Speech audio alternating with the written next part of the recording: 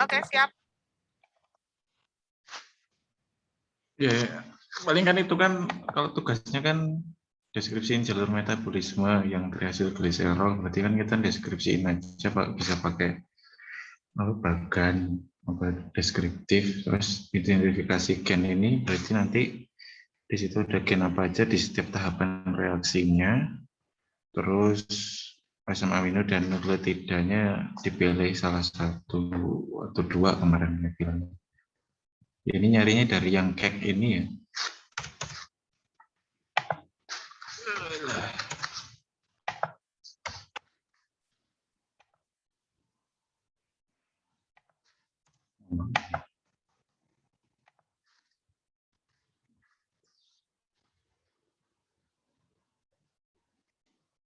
Ini masih jalan nggak ya share screen-nya?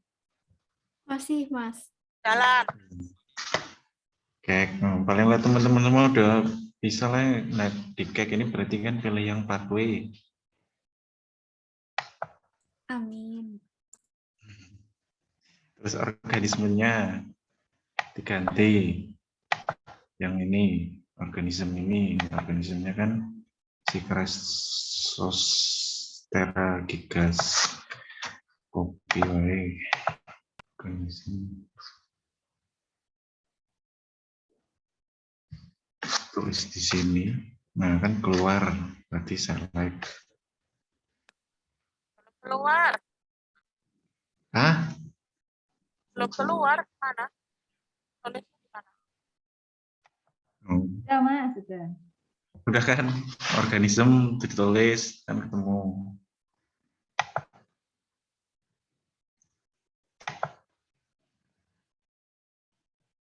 Lo masukin itunya Chrysostera gigasnya di mana? Masukin apa Mbak? Itu organisasinya di mana masuknya? Klik aja nih organisme ini Oh, tulisannya. Ntar kan nongol pop up tuh window baru. Keluar nggak? enggak. Aku nggak kelihatan. Yang lain lihat emang. Ya, emang nggak jalan, Mbak, tapi bisa nanti kalau di situ di organisme. Oh, ya wes. Klik, nulis Chrysostera-nya di mana di ini sebelahnya itu. Organisme itu sebelah kiri ya berarti. Sebelah kiri tulis CRG berarti kodenya. Oh, pakai kode bukan nama itunya ya, Mas. Kalau mau nama tulisan organisme diklik, ntar muncul pop up. Mungkin itu diblokir ya pop up-nya ya di browsernya. Kan biasanya ada settingan allow atau enggak gitu. Oh iya iya iya paham paham. Oke, lanjut Mas. Saya pikir nulis di enter keyboard-nya enggak ya. Enggak, kalau keyword ini sebenarnya jalurnya apa gitu yang mau dicari. Nah, Misal, nanti lipid ada enggak ya? Kalau kemarin sih saya langsung go aja, ntar kan keluar banyak.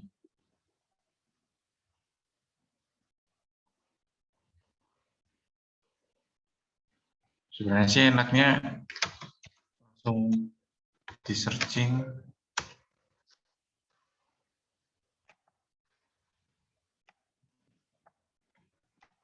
Tadi di awal itu yang itu bisa kayak gini.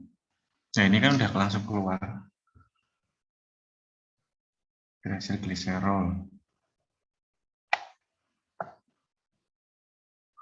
Dipilihnya yang hasil gliserolnya kan objektif yang mau kita cari itu di dalam jalur metabolisme gliserolipid. Berarti ntar di entry ini kode CRG 00561 diklik. Kalau yang metabolic pathway ini nggak usah, ini semuanya ini. Ini dalam satu organisme semua metabolismenya dijelaskan di sini. Ini kan garisnya banyak banget ya. Nanti di zoom itu ntar kelihatan satu-satu, cuman kita nggak butuhnya yang ini.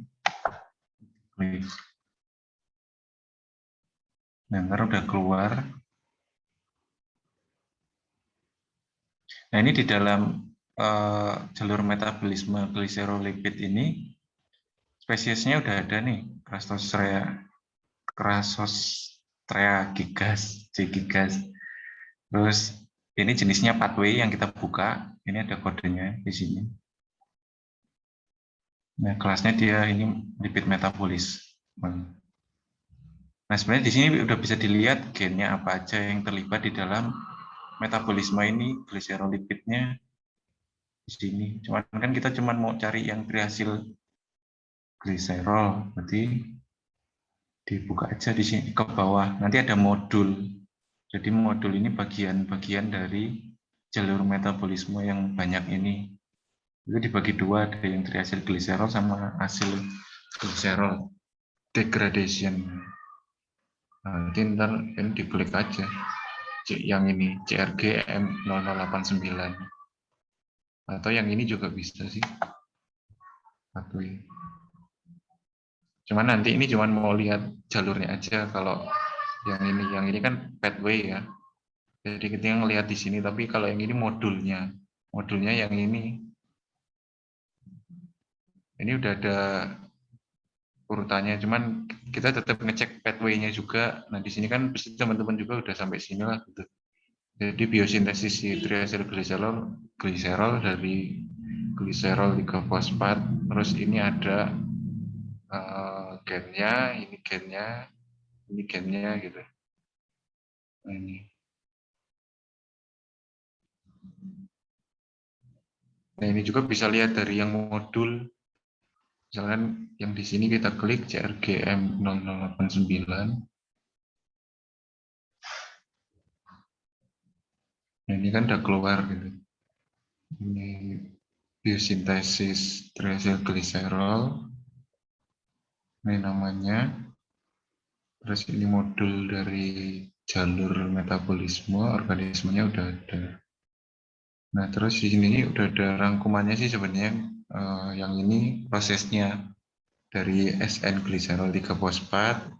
Ini ada reaksinya, R ini kode reaksi, C ini kode senyawa ya, atau kompon. Nah, ini ntar setelah melewati reaksi ini, kodenya 00851, ini bisa dibuka aja reaksinya seperti apa yang terjadi dari dia mengubah gliserol 3-fosfat jadi asil SN gliserol 3-fosfat, jadi penambahan gugus asil.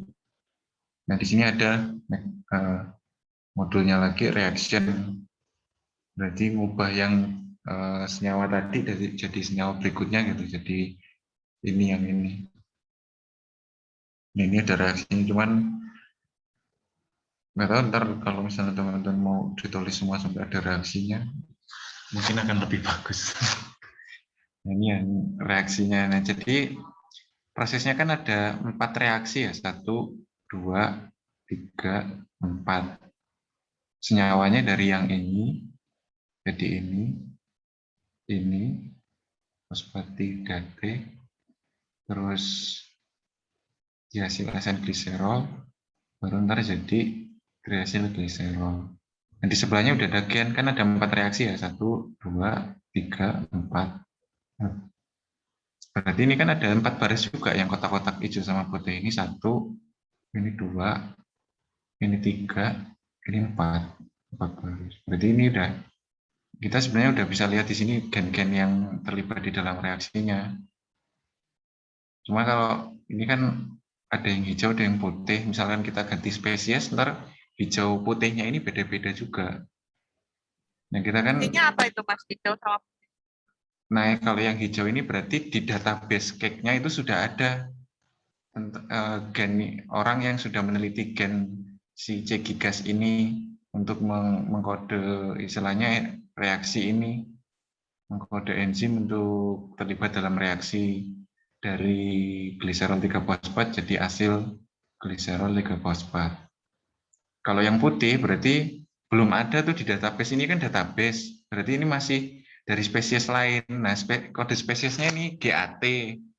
Nanti dilihat aja ini ATS1, ini kode-kode spesies lain gitu. Jadi ini bisa saja terlibat gitu di dalam reaksi ini. coba Mas? Misalkan diklik yang hijau ya Mbak. Nih. Ya. Diklik yang hijau.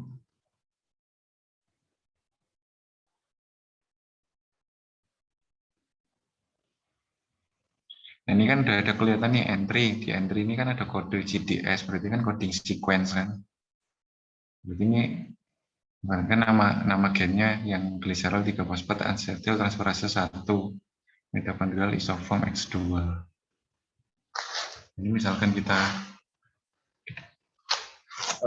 cek di sini kan dia jenis gennya nanti dia mengkode enzim, jenisnya transferase, terus ada kelompok asetil transferase, fungsinya mentransfer grup amino asil gitu. Nah, ini namanya gliserol 3 fosfat 1,0 asetil transferase. Nanti di sini udah dapat asam aminonya, asam amino sequence. Ini yang nukleotidanya. Nah, kalau kita ngeklik yang putih, keluarnya beda, dia dari spesies lain. Jadi ortologi ini KO ya kek ortolog, kode KO.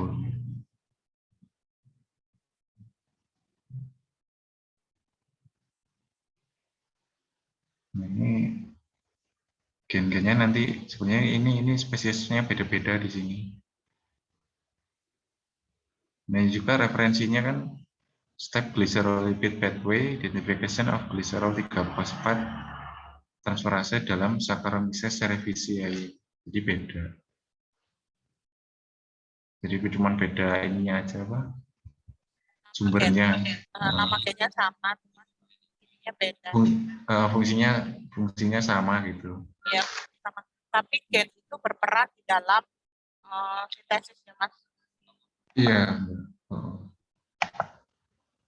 Secara data dia nggak ada yang Dia nggak ada. Nah, sebenarnya kalau mau gampang di modul tadi, di modul ini kan ada tulisan KO, gen, sama compound list ya. Ini diklik aja.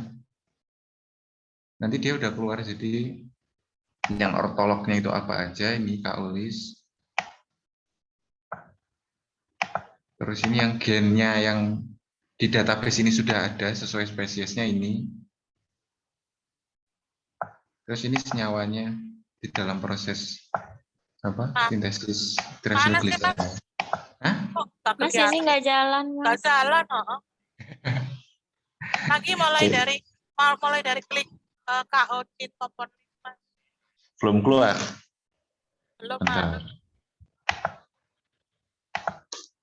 Keluar nggak? Ya, Ya, keluar. keluar, Mas. Yes.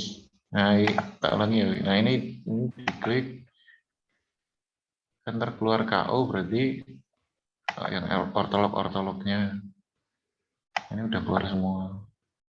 Nggak perlu kita ini ortolognya kan? Kalau menurut saya nggak perlu ya, karena kan kita fokus di spesiesnya ya, berarti betul. ini Gennya aja. gennya nih. Terus ini senyawa, list senyawanya dalam proses itu kan udah ada nih 5. Kalau kita nanti mau ambil satu-satu gitu yang kita tulis di Word-nya kita deskripsikan. Ya, prosesnya ini ya. Oh, dan nanti kalau misalkan mau lihat ini bisa diklik. Nah, ini kan udah keluar satu, ini coding sequence, namanya ini, terus dia mengkode enzim, jenisnya transferase gitu, misalkan kita deskripsikan atau mau detail kita bikin apa tabel gitu, ditabelin, kan bisa juga. Yang itu hasil transferase apa?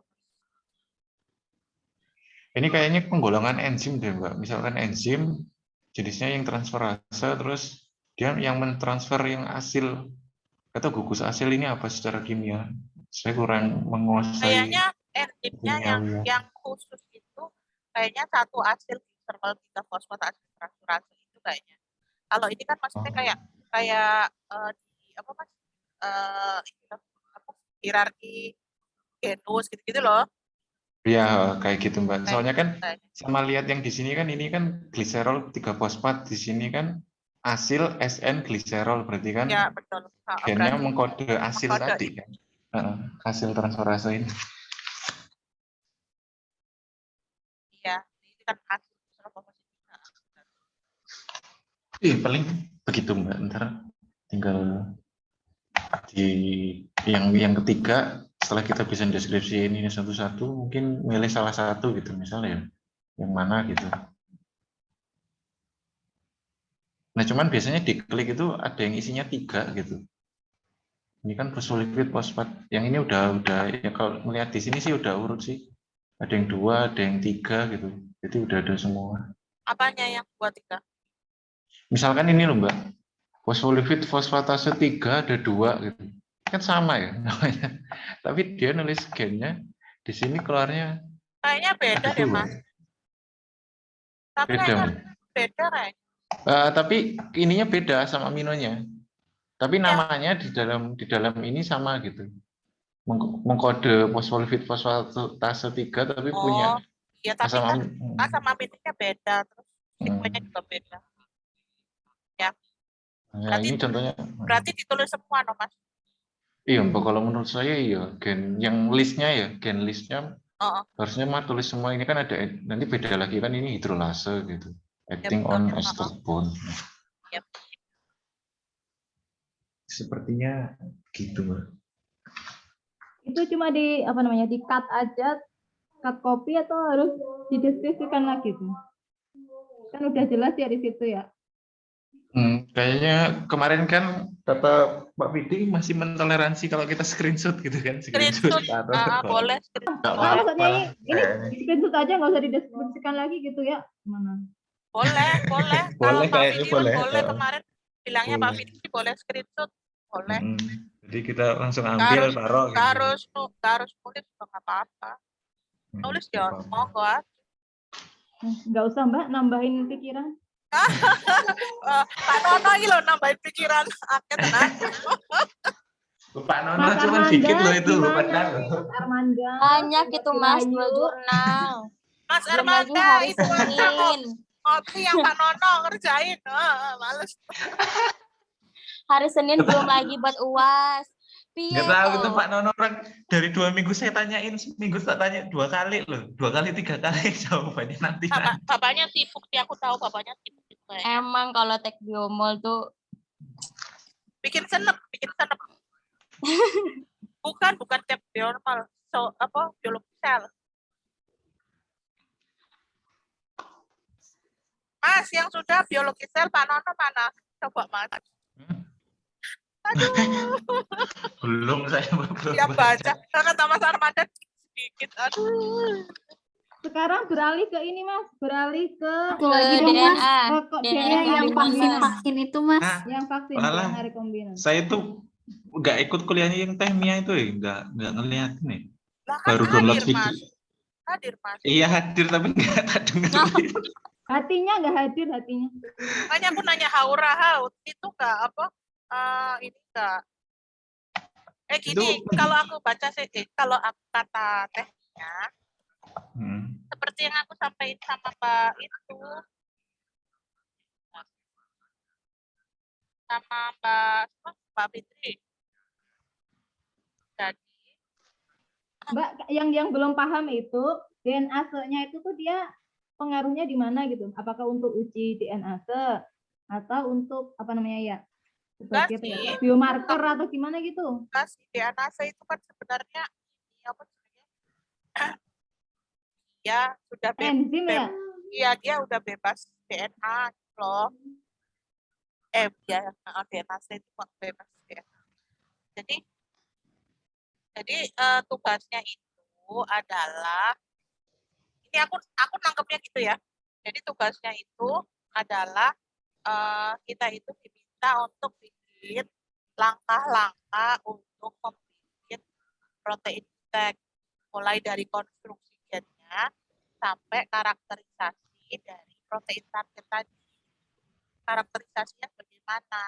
Sepertinya sih aku nangkepnya itu umum ya. Terus aku tanya, terus kalau misalnya itu kan beratnya berapa? 30 gram, 30 kilo Dalton ya. Ngaruhnya di mana? Apakah berpengaruh ke mana? Ternyata memang berpengaruhnya ke inang sekresinya. Inang ekspresi. Iya. apa ya? Nah, kita mau Ekspresi. mau pilih bintangnya yang mana kan banyak tuh. Ya kan kalau kemarin kita belajar itu kan ketika kita pendengaran. Ya kan kita kalau mau rekomendasikan yang pertama kan harus cek dulu ya bintang ekspresinya ya. Ya nggak sih? Mbak, suaramu putus-putus, Mbak. Ya, kan. Kan itu dari konstruksi gennya kan berarti Bagaimana alur dari pengajian? Bentar. Ini dua masalah yang mendengarkan LTH. multitasking. Dan Kan kalau yang 30 kilodalton kan berarti dia pakai prokariot ya. Benar nggak?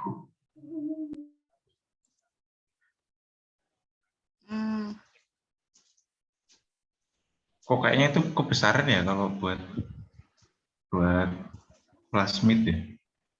Pasti di semacam ICIA gitu apa ya? Kalau misalnya 30 kilo dalton, yang kemarin aja yang punya Temiya Prokariot itu di 46 kilo dalton. Itu pakai PET tuh Nah, berarti bisa pakai koli. Plasmid bisa. PET. Plasmid pakai plasmid PET. Adik kecilin dong.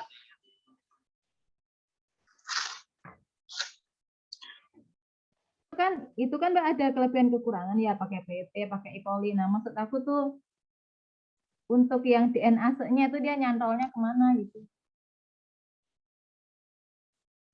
Itu dari konstruksi gennya nggak sih ya Mbak? Mbak Rama? Kalau terkait DNA. Iya. Ya, cuman gini, kalau dari konstruk kan gini, kalau sistem ekspresi protein itu kan pertama kita milih inang ekspresinya dulu, terus yang kedua kita milih vektornya, ya kan? Terus milih sistem induksinya, sama yang terakhir purifikasinya kita mau pilih mana kan gitu ya. Nah, masih ingat gak sih kalau misalnya ukuran sekian, terus kita pakai inang ekspresinya apa gitu, itu ada datanya nggak? Teman-teman punya nggak? Aku baca Mbak, kalau yang di 30 kilodalton ke bawah itu bisa pakai yang prokariot ya, golongan E. coli, ragi, yeast gitu ya. Kalau yang ke Itu atas berarti baru bisa yang pakai yang yeast ya? mamalia. Gitu. Yang maksud aku itu kan ada kekurangan kelebihan tuh. Nah itu kan di matchingkan dengan yang dia DNA itu. Coba kamu share Mbak. Duh.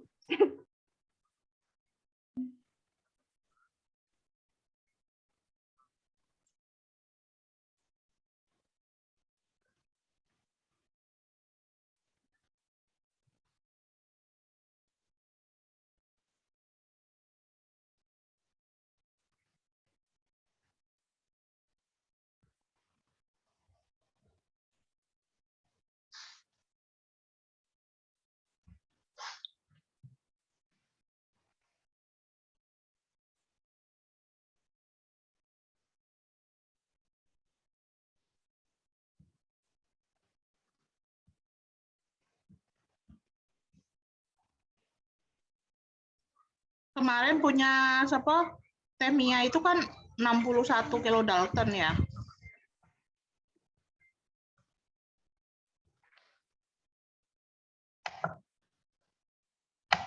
Udah kelihatan belum ya? Sudah.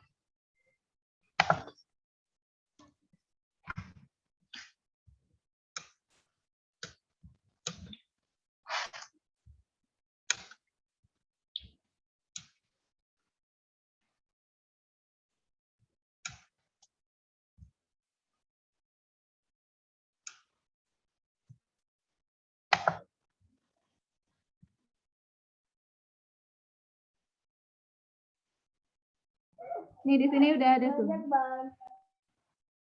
Iya, kalau lebih dari 100 kilodalton pakai sel eukariot. Sementara yang ukurannya kurang dari 30 diproduksi di prokariot. Berarti kan bisa E. coli ya. Bisa E. coli, bisa juga pakai yeast juga bisa, Mbak. Ya kan? Ya Mbak. Oh, ini maksudnya kesepakatannya mau yang mana gitu Mbak, kan ada kekurangan dan kelebihannya ya. Hmm. Dengan catatan yang itu, yang dari itu, yang kalau DNA gimana sih itunya, Mbak? Aku kurang paham. Iya, Mbak, keterkaitannya masih bingung, bener.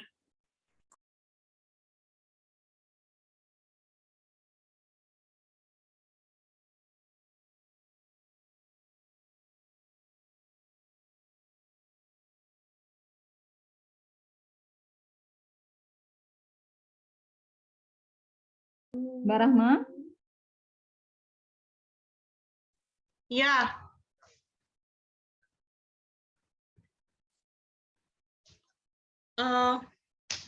kalau menurutku sih, apa jenenge umum ya DNase itu, maksudnya itu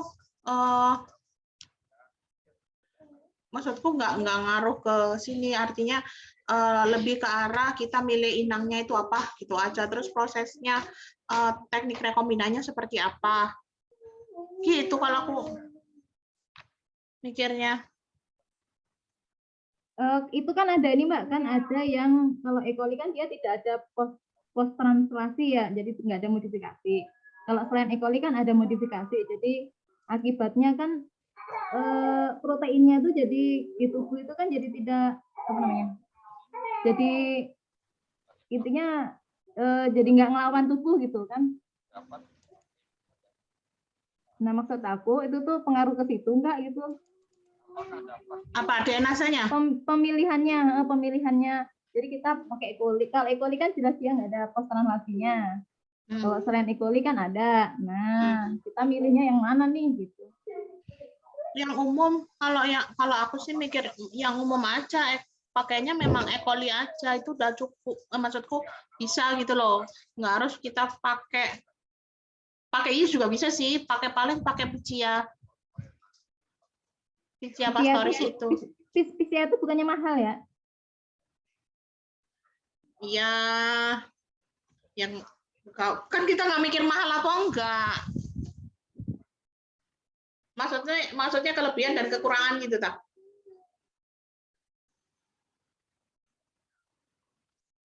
Gitu tak, Mbak? Iya, kan itu nanti kita disuruh ngulas kenapa memilih Pichia, kenapa memilih E. coli, pertimbangannya apa gitu. Kalau kelebihan dan kekurangan nggak menghitungkan harga kali Mbak, terkait dengan tingkat ekspresinya, dia tinggi apa enggak, terus media pertumbuhannya dia mudah apa enggak, terus waktu pertumbuhannya cepat apa enggak. Mau Pichia memang lebih lama dibandingkan E. coli, kalau E. coli kan cuma 16 jam. Oke, sepakat E. coli ya. Nah, sepakat E. coli ya. Ini sekarang E. coli itu jenisnya juga macam-macam tuh.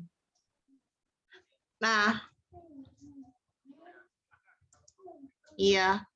Mau E. coli yang mana? Nah, mau PET yang mana? Mau. Coba Mbak tampilin Mbak, ada nggak Mbak? Punya nggak Mbak?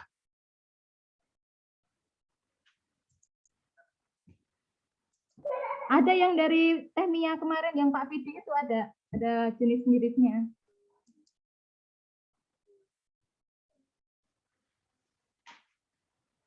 Oh, yang PDF-nya itu ya.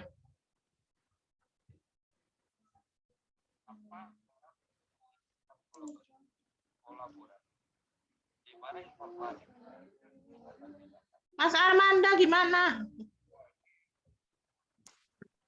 Saya mah mikirnya cuman ya gitu aja, memilih vektor ekspresinya mau yang mana, terus ntar kelebihannya apa ya, paling ntar kalau saya sih ya sama ke E. coli, paling ntar ya yang PET yang udah ada itu aja ngikutin PPT, kalau nggak ngikutin yang ini, nggak ngikutin yang di mana, di pusat riset.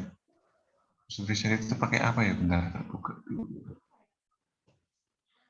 Oh iya macam-macam. Oh iya, kos itu masuk ke kos ya. Kos itu iya betul-betul. Boleh kosnya low ya. Boleh dimasukkan maksudnya. Terus dia lebih mudah, terus mudah ditumbuhkan. Terus yang kedua, ya waktunya itu lebih cepat ya. Iya, harapannya ya bisa cepat, praktis, ya murah pokoknya. Nah, iya. Kalau saya paling ntar di PET 28A mungkin, bentar lah, Cuman nggak ngerti itu yang sebenarnya yang belum saya nangkap itu apakah kita harus juga menyebutkan gen apa yang kita sisipkan gitu. Terus Nah, panjangnya enggak kan? berapa kilobasa itu Nah, enggak ya? Enggak kan perlu ya enggak, gitu. kan enggak. Ya itu tadi apa? Cuman milih apa vektornya. Protein detect itu. Terus nanti kita di situ ada hashtagnya enggak, terus promotornya apa gitu di dalam Promotornya plasmidnya. apa? Betul. Harusnya disebutin sih, Mas. Ya, kita pakai apa gitu. Terus ntar ada gen resisten apa gitu kan di situ supaya kita Iya. bisa seleksi. Terus kalau misalnya kita mau pakai afinitas, berarti kan kita harus pakai hashtag tuh. Nah, ya yang punya apa-apa gitu loh, Mas. Gimana sih? Aku nggak jelas ini. Terus kan memilih, misalkan dia udah diseleksi tuh Mbak, udah di apa tanam di media, misalkan vektornya. Bentar Mas, nih Apa? sekarang kan inangnya E. coli, kita vektornya Ya. apa ini? Vektornya apa ini? Ya E. coli itu kan. Ya, E. Vektor coli. E. coli. Jenisnya Terus, misalkan ya, putrennya apa? pilih Misalnya PET, BL21. BL21 apa PET28A gitu. Ya, atau PET26B misalnya. Terserah sih ya, Mbak, ya Mas ya. Terserah. Terus kan di situ Oke, konstruksi terus langkah gennya selanjutnya gimana? dijelaskan, misalkan kita pakai BL21, di situ ada gen apa aja yang kita inginkan di situ ya, gen target Ya. gitu kan. Gen target itu terus ada promotornya kita pakai apa, misalkan T7 promoter. Promotornya gen, apa? Betul. Terus gen kan apa hashtag gitu misalkan, karena punya kita kan hashtag, kita kan nanti melakukan pemurnian kan di karakterisasi SDS. Iya. Itu kan harus ada hashtagnya gitu biar kita tahu. Kalau yang punya misalnya punya hashtag berarti ini apa istilahnya tapi nggak harus ada hashtagnya sih menurutku. Ya, Tergantung nggak nanti perlu kita, sih. kayak misalnya kita pakai misalnya pemurniannya pakai ini Mas. Boleh ngarani kolom biasa yang kan ada afinitas, ada satu lagi. Kalau afinitas kan lebih mahal Mas. Nah, makanya harus ada hashtagnya, harus yang mengandung hashtag. Kalau misalnya ya pakai kromatografi kolom, apa sih Mas? Aduh, lupa aku. Masya Allah. Kromatografi adsorpsi itu. Iya, yang adsorpsi. Nah, itu aja, itu lebih murah. Apa sih kemarin? Itu di pusat riset pakai itu juga, Mbak. Pakai kromatografi. Itu kromatografi adsorpsi itu. Jadi ntar dia punya kolom. Pakai apa ininya? Kolomnya diisi apa? Tijel apa ya namanya ya, lupa saya. Aku juga lupa namanya. Tijel, jadi dia kalau ini sih untuk antibodi ya Mbak, jadi kita untuk mengibaratkan nanti antibodinya dikeikat di situ, yang lain terelusi, baru nanti dia yang terakhir gitu. Dan sistemnya gitu. Nanti paling dicari dulu lah ini. Ya, nah terus habis itu kan ngaruh ke pemilihan purifikasinya. Nah, kita mau purifikasinya model gimana kan gitu ya. Kalau misalnya kita mau pakai afinitas, berarti kita harus ada hashtagnya karena nanti dibantu sama apa kemarin? Mas lupa aku. Lupa aku juga. Pokoknya itu sehingga akan memutus hashtag terus kemudian dielusi. Nah, kemudian habis itu diukur berapa konsentrasinya pakai HPLC gitu aja. Sehingga kita tahu produksi proteinnya berapa gram per liter misalnya. Gitu nggak sih Mas? Aku nggak ngerti. Ini perlu tahap transformasinya dulu nggak kira-kira? Kan udah dikonstruksi itu, di situ ada apa aja. Berarti kan perlu proses transformasinya. Kan?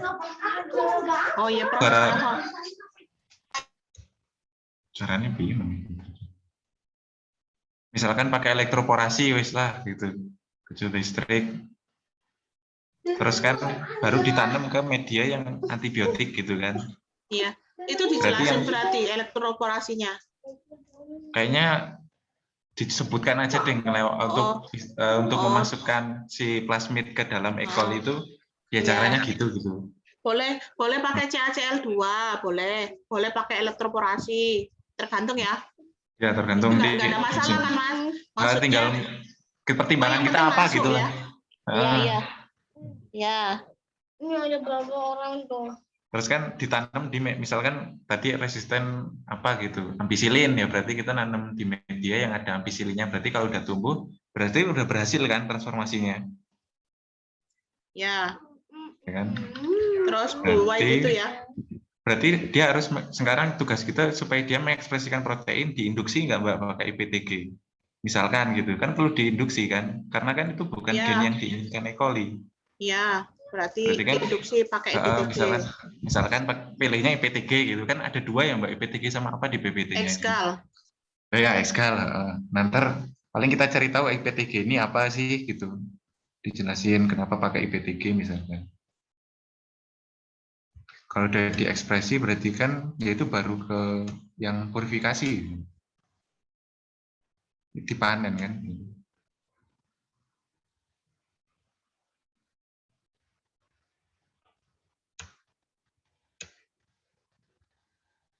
Ya itu tadi kalau purifikasi berarti tergantung kita milih yang tadi ya, kita konstruksi di awalnya gennya seperti apa, ya apa plasmidnya bagaimana, itu ya Mas ya.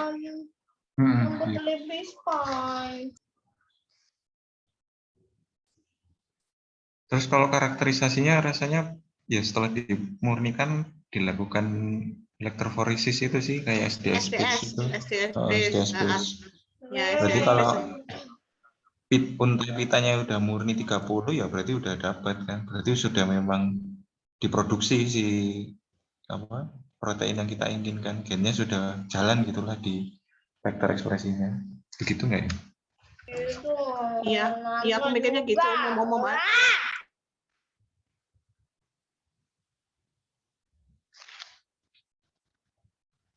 Jadi pas ketika di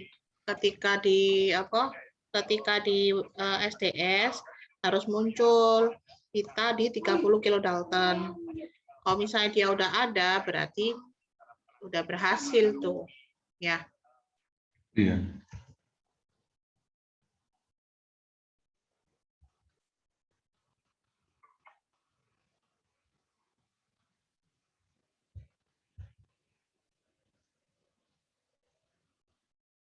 Oh iya, Bapak. Itu yang awal perlu nentuin multi cloning site-nya nggak MCS, lupa saya nggak apa ya MCS. Kalau di vektornya di plasmidnya.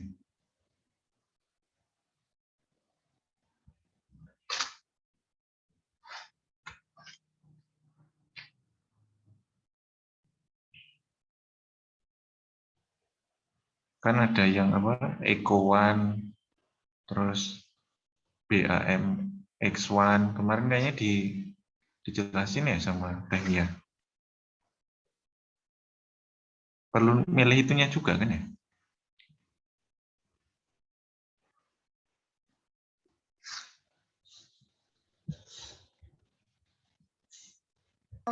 Gimana Mas?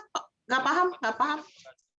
Kan gennya itu kan kita sisipkan ke ini plasmid, PET misalnya. Nah itu kan kita harus nentuin multi cloning site-nya nggak sih? Waktu Tehlia bilang itu MCS kan ada macam-macam tuh. Eco R1, HIND3. Itu Mas buat ini apa istilahnya? Buat transformasi. Transformasi itu kan ada ligasi ada ligasi pertama kan dipotong dulu ya terus masukkan gennya, iya. kemudian disambungin gitu kan Mas?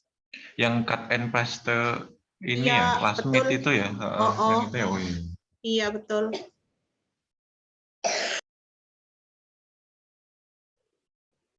Nah, berarti nanti cloning site-nya kita harus tahu, terus sehingga kita motong dengan enzim apa, ya kan? Kita potong dulu.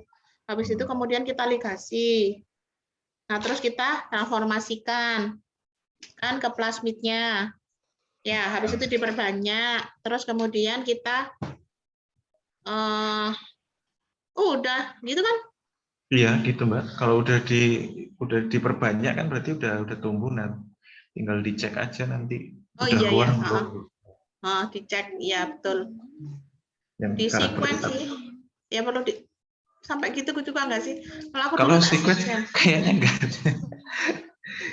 Kalau sequence, Kan untuk tahu, kalau aku dulu ngecek bener nggak ini di antara koloni-koloni itu yang tumbuh, bener nggak udah masuk gennya. Oh, pas di sequence, oh ternyata keluar gitu. Kan pakai sequence kemarin kalau Temia kan ngomong, oh kita pakai AT7. iya, kalau yang ini apa? Di pusat riset ya dia memang di sequence isolasi dan karakterisasi plasmid. Jadi beneran nggak di situ ada coding gen yang kita inginkan yang kita masukkan Iya beneran pakai muncul ya gitu sama desain kita SP6 sama sama nggak? T7. Iya kan bacanya pakai SP6 sama T7.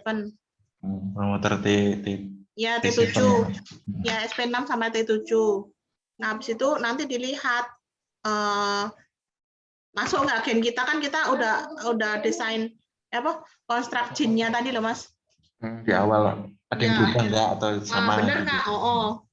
Nah, kalau ternyata di plasmid kan bacanya pakai itu ya, habis itu nanti kita align, kalau misalnya ada berarti ya udah, berarti masuk, berarti bener gitu loh. Baru jadilah ini Ya berarti tinggal konfirmasi. DS sudah. Nah, baru kemudian kita produksi kan? Dilanjut lah ibaratnya. Kita perbanyak ya. Kita perbanyak ya di kultur. Kemudian kita panen kulturnya.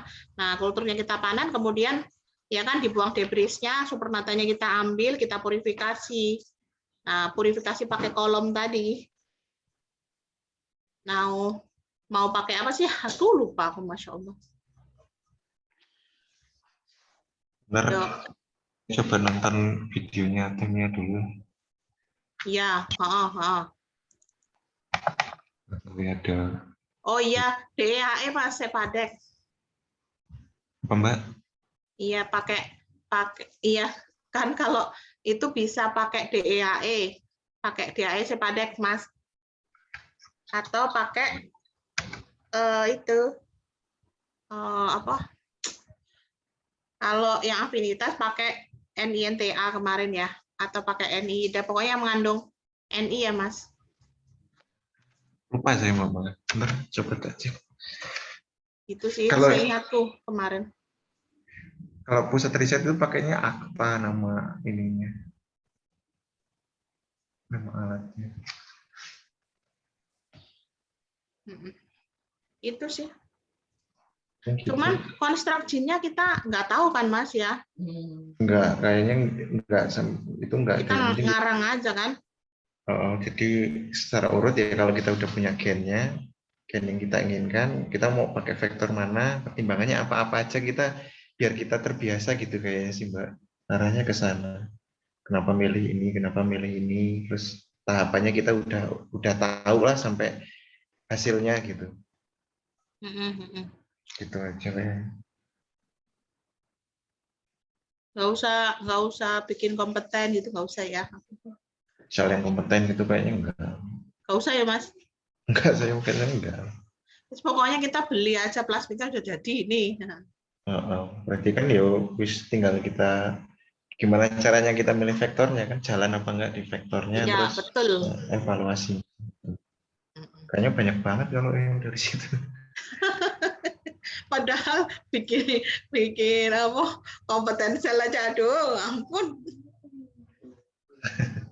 Belum tentu berhasil, belum kompeten dia.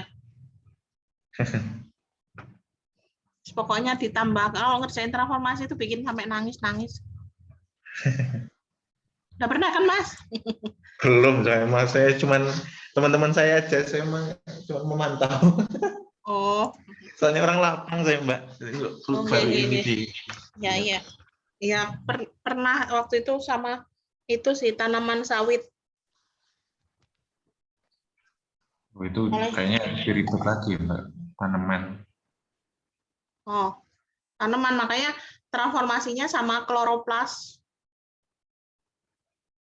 Pakai kloroplas. Selnya itu ditumbuhkannya gimana kalau kloroplas? Itu yang pakai transformasinya pakai partikel bombardment. Oh, sesuai yang ini ya, yang kemarin itu ya. Ya contohnya kayak kloroplas, ya pakai kloroplas itu ya nggak bisa pakai transformasi pakai elektroporasi, nggak bisa. Memang ada metodenya sendiri. Ada, tanaman beda. Kan kulit tanaman kan keras ya. Nanti ditembak pakai partikel bombardment itu. Biasanya pakai emas gitu. Nah, cuman saya nggak ngerjain sampai partikel bombardment karena bertahap. Saya ngerjainnya yang mulai dari konstruk sampai itu aja sih.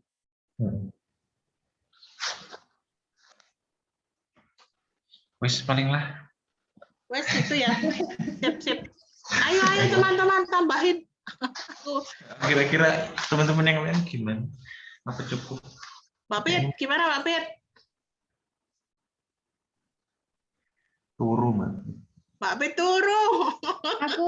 Aku belum paham maksudnya itu kan apa ya? Kita harusnya sepakat tuh inangnya ini atau emang harus berbeda-beda gitu ya? Boleh beda-beda Mbak. Beda-beda boleh. Nggak Boleh. apa-apa itu. Tergantung literatur kali ya.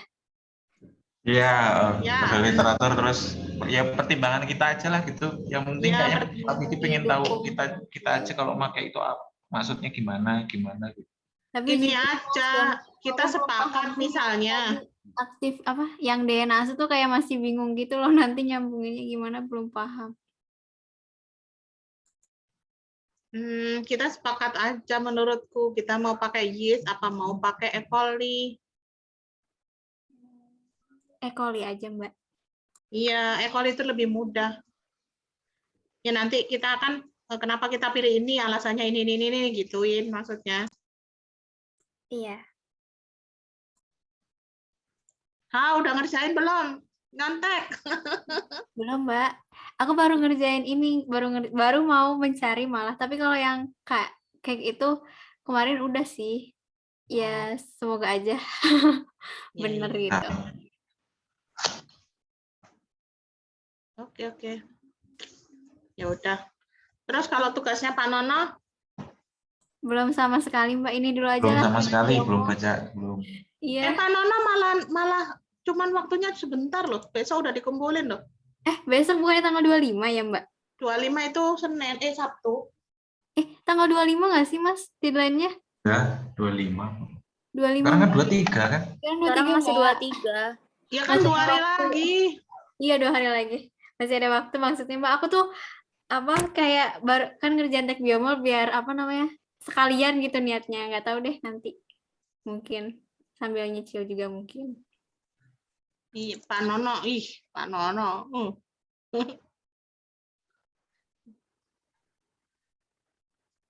Udah paling ya Mbak, itu aja lah. Oke. Makasih Mas, Mbak. Semuanya. Terima kasih banyak. Terima kasih. Di-sharein ya recap-nya.